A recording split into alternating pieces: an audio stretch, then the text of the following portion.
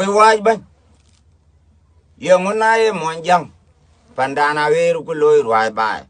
Pandana wir mor yenok. Kumawai jal diam barmili. Tago jal gua tem ke bakela tuangtan. Kadak nam kunyui kula gam to kap.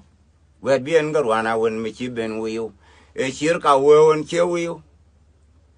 Chira chiang tan ngananan chok nam chen rian kyo. Ku kai ko ga che god branda ya dom wiu. Atan ki che god ken. Iran jalok dia won chi garang to. Wanen pir wa wanen pir jon garang.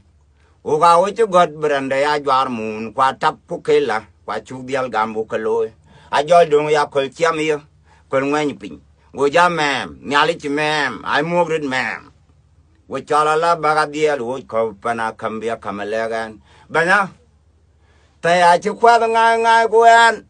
An chi pinjal kai ro ra kulli pian di duro no ni mangare na wo choi Manyang to. Alat jekit. Panda bichir yot. Ku kom chala nyil ku ben a chit choku kondo. E kan mo chiro loy.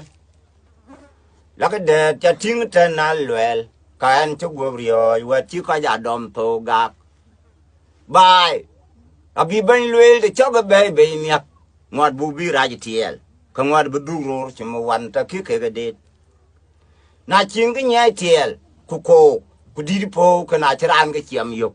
Chimen be liye. Ngany ta di chwai.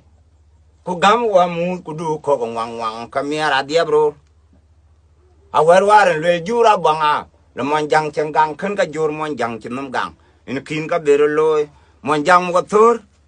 Jur Manyang chegat. Buk jala yin balany walwel diar ga kwang wi. Yang dir mabio. Ti jam la rol we yarum jong kuy we kwang loy ba jala yin balany. Rien da cha kwang pul baga yin balany. Baga yin chetong kol ba ri kwang pul baga yin balany.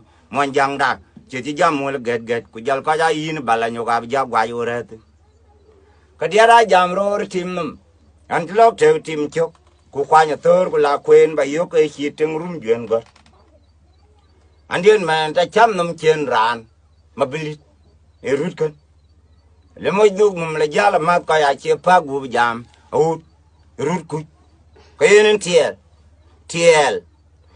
che ku che chi be num ka ja do le to ku ngag la po bi ke wo nyali wa twin ku ma di twin ma num ka ki yabro ple ban